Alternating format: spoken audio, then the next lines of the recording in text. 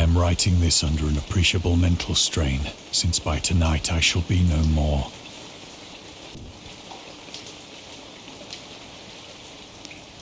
Penniless, and at the end of my supply of the drug which alone makes life endurable, I can bear the torture no longer, and shall cast myself from this garret window into the squalid street below. Do not think from my slavery to morphine that I am a weakling or a degenerate. When you have read these hastily scrawled pages, you may guess, though never fully realize, why it is that I must have forgetfulness or death.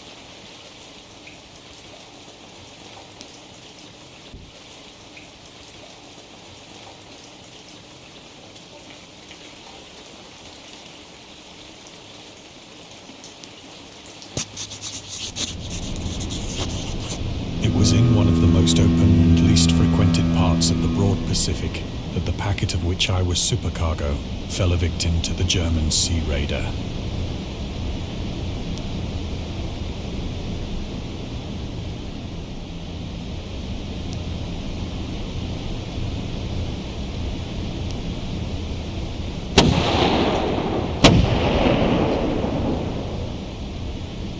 The Great War was then at its very beginning, and the ocean forces of the Hun had not completely sunk to their later degradation. So that our vessel was made a legitimate prize, whilst we of her crew were treated with all the fairness and consideration due us as naval prisoners.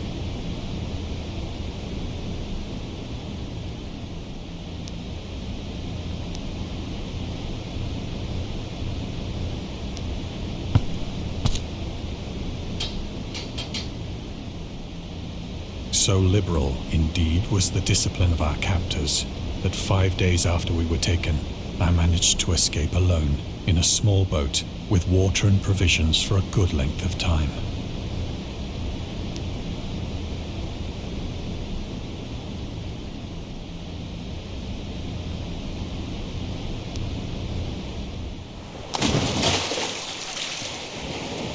When I finally found myself adrift and free, I had but little idea of my surroundings.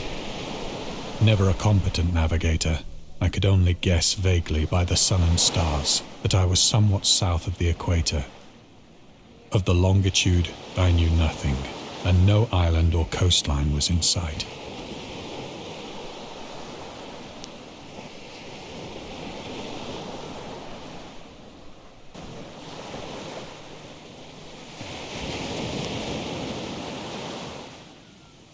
The weather kept fair, and for uncounted days I drifted aimlessly beneath the scorching sun, waiting either for some passing ship or to be cast on the shores of some habitable land.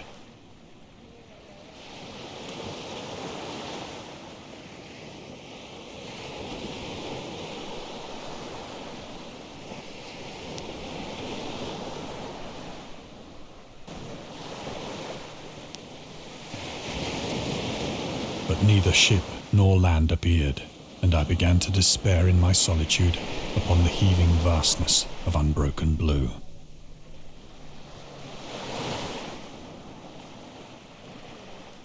The change happened whilst I slept. Its details I shall never know, for my slumber, though troubled and dream-infested, was continuous.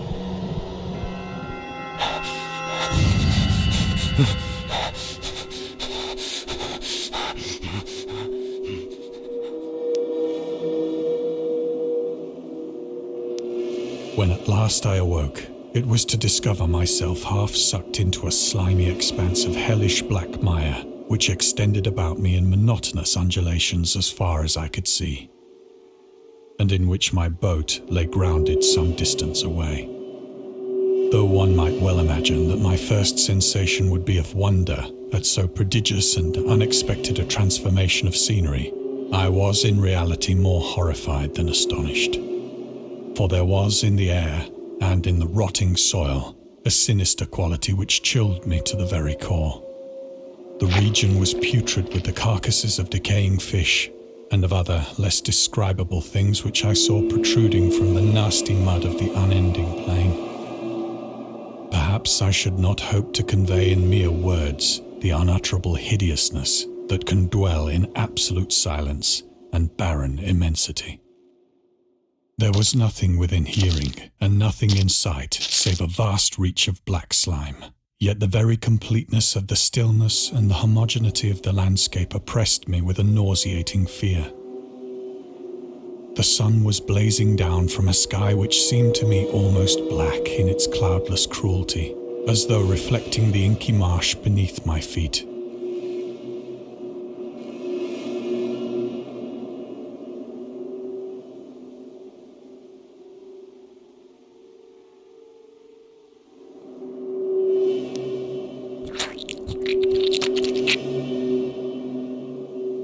As I crawled into the stranded boat, I realized that only one theory could explain my position.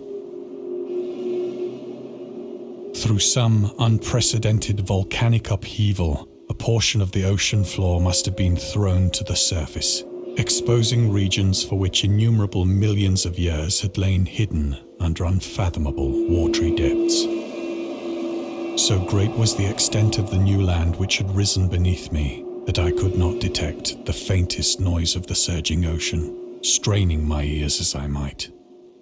Nor were there any seafowl to prey upon the dead things.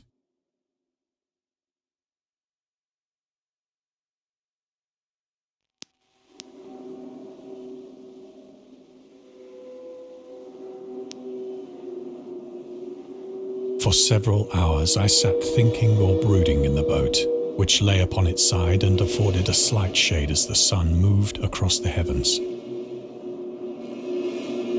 As the day progressed, the ground lost some of its stickiness and seemed likely to dry sufficiently for traveling purposes in a short time. That night I slept but little, and the next day I made for myself a pack containing food and water, preparatory to an overland journey in search of the vanished sea and possible rescue.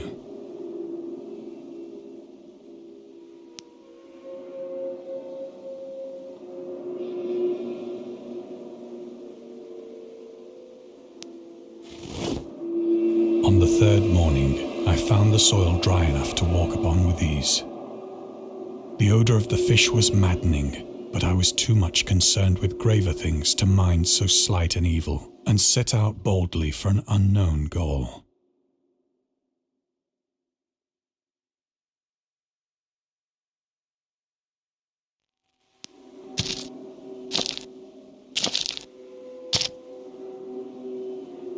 All day I forged steadily westward, guided by a faraway hummock which rose higher than any other elevation on the rolling desert.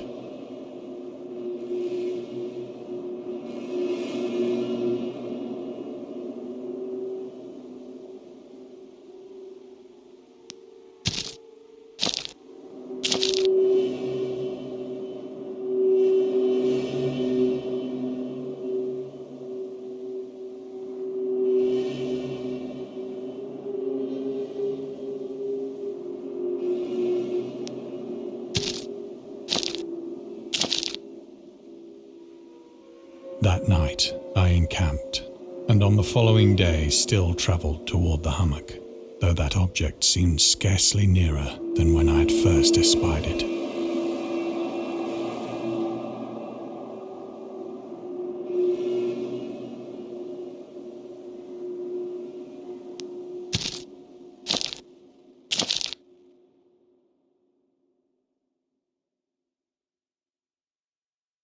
By the fourth evening, I attained the base of the mound, which turned out to be much higher than it had appeared from a distance. An intervening valley setting it out in sharper relief from the general surface. Too weary to ascend, I slept in the shadow of the hill. I know not why my dreams were so wild that night, but ere the waning and fantastically gibbous moon had risen far above the eastern plain, I was awake in a cold perspiration, determined to sleep no more. Such visions as I had experienced were too much for me to endure again. and in the glow of the moon I saw how unwise I had been to travel by day.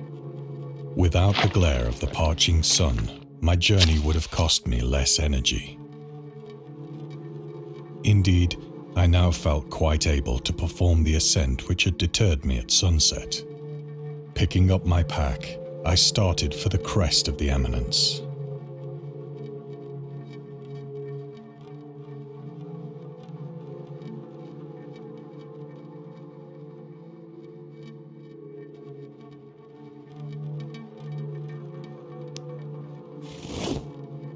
I have said that the unbroken monotony of the rolling plain was a source of vague horror to me. But I think my horror was greater when I gained the summit of the mound and looked down the other side into an immeasurable pit or canyon, whose black recesses the moon had not yet soared high enough to illumine. I felt myself on the edge of the world, peering over the rim into a fathomless chaos of eternal night. Through my terror ran curious reminiscences of Paradise Lost and of Satan's hideous climb through the unfashioned realms of darkness. As the moon climbed higher in the sky, I began to see that the slopes of the valley were not quite so perpendicular as I had imagined.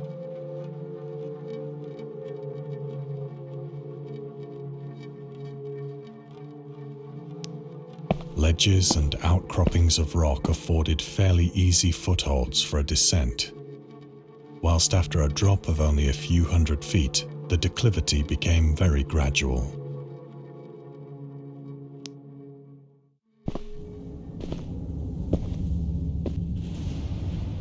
Urged on by an impulse which I cannot definitely analyze, I scrambled with difficulty down the rocks and stood on the gentler slope beneath, gazing into the Stygian deeps, where no light had yet penetrated. All at once, my attention was captured by a vast and singular object on the opposite slope, which rose steeply about 100 yards ahead of me. An object that gleamed whitely in the newly bestowed rays of the ascending moon.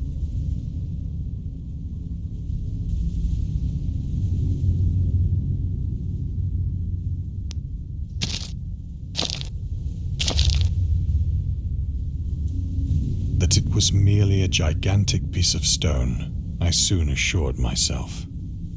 But I was conscious of a distinct impression that its contour and position were not altogether the work of nature. A closer scrutiny filled me with sensations I cannot express.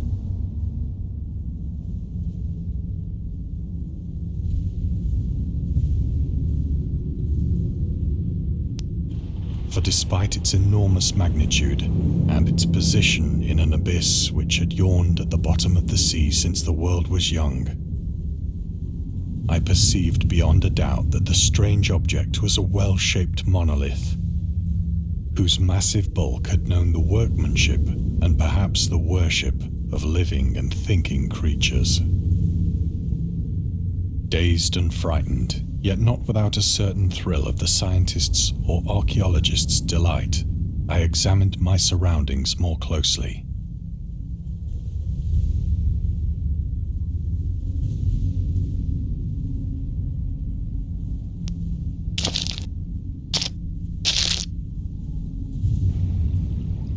The moon, now near the zenith, shone weirdly and vividly above the towering steeps that hemmed in the chasm, and revealed the fact that a far-flung body of water flowed at the bottom, winding out of sight in both directions and almost lapping my feet as I stood on the slope.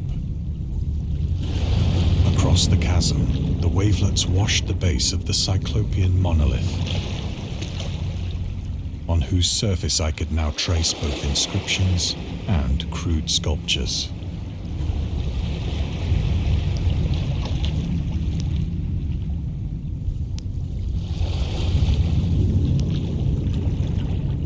The writing was in a system of hieroglyphics unknown to me and unlike anything I'd ever seen in books, consisting for the most part of conventionalized aquatic symbols such as fishes, eels, octopi, crustaceans, mollusks, whales, and the like.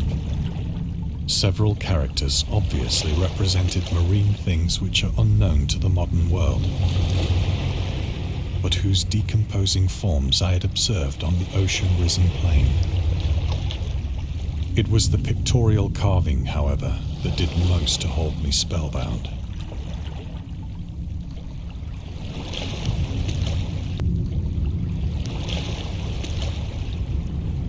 Plainly visible across the intervening water on account of their enormous size were an array of bas-reliefs whose subjects would have excited the envy of a Doré.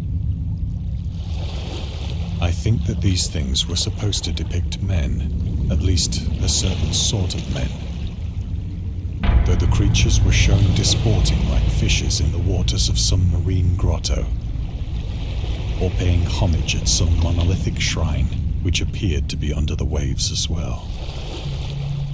Of their faces and forms I dare not speak in detail, for the mere remembrance makes me grow faint.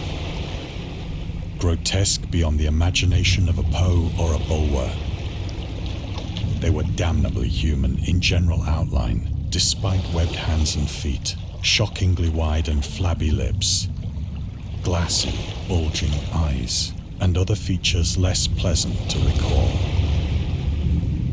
Curiously enough, they seem to have been chiseled badly out of proportion with their scenic background, for one of the creatures was shown in the act of killing a whale, represented as but little larger than himself. I remarked, as I say, their grotesqueness and strange size, but in a moment decided that they were merely the imaginary gods of some primitive fishing or seafaring tribe. Some tribe whose last descendant had perished eras before the first ancestor of the Piltdown or Neanderthal man was born.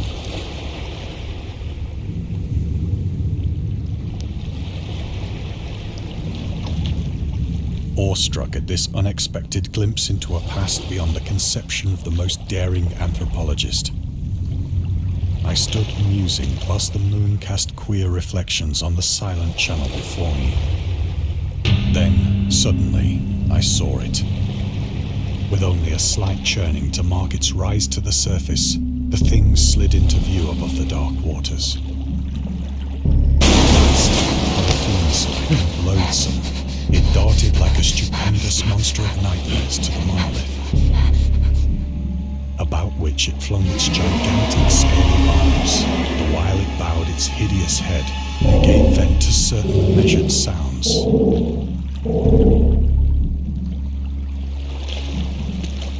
I think I went mad then.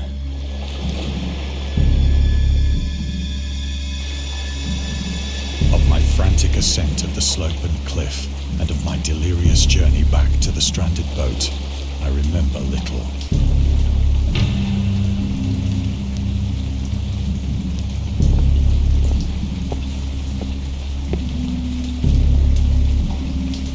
I believe I sang a great deal and laughed oddly when I was unable to sing.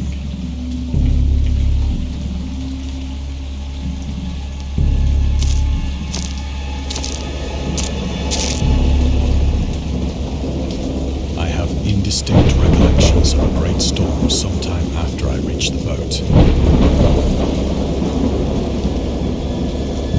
At any rate, I know that I heard pearls of thunder and other tones which nature utters only in her wildest moods.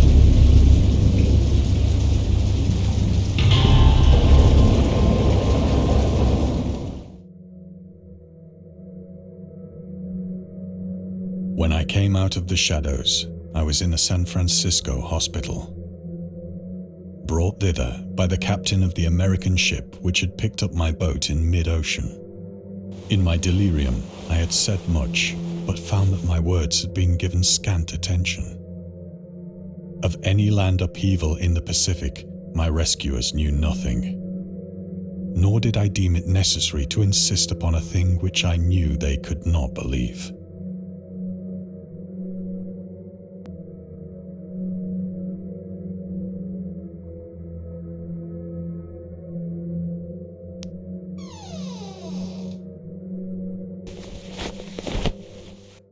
Once I sought out a celebrated ethnologist and amused him with peculiar questions regarding the ancient Philistine legend of Dagon, the fish god.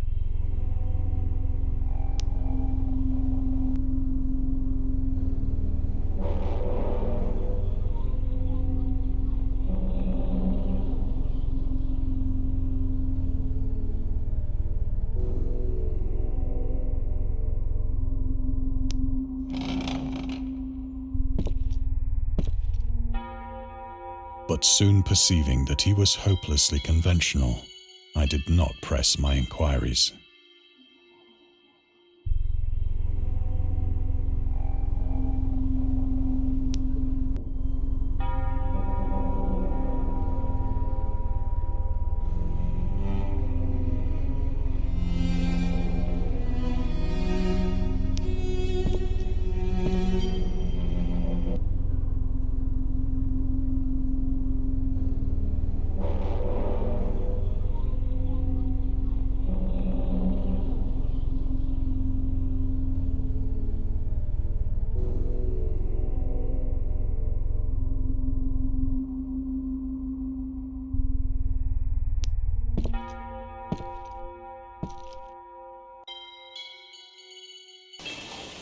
It is at night, especially when the moon is gibbous and waning, that I see the thing.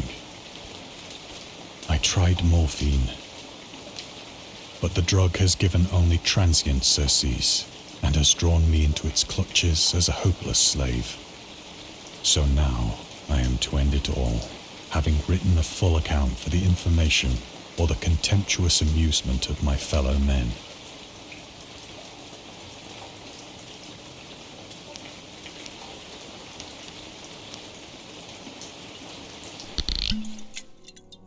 Often, I ask myself if it could not all have been a pure phantasm, a mere freak of fever as I lay sun-stricken and raving in the open boat after my escape from the German man-of-war. This I ask myself, but ever does there come before me a hideously vivid vision in reply. I cannot think of the deep sea without shuddering at the nameless things that may at this very moment be crawling and floundering on its slimy bed, worshipping their ancient stone idols and carving their own detestable likenesses on submarine obelisks of water-soaked granite. I dream of a day when they may rise above the billows to drag down into their reeking talons the remnants of puny, war-exhausted mankind. Of a day when the land shall sink and the dark ocean shall ascend amidst universal pandemonium.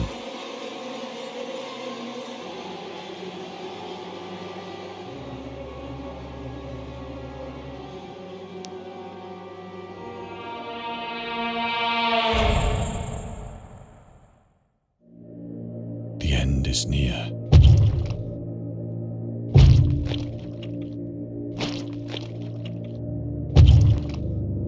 I hear a noise at the door, as of some immense slippery body lumbering against it.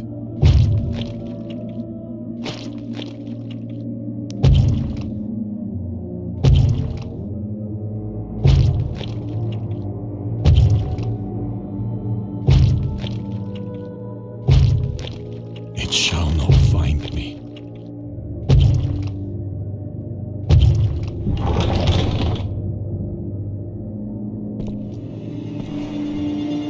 God, that hand!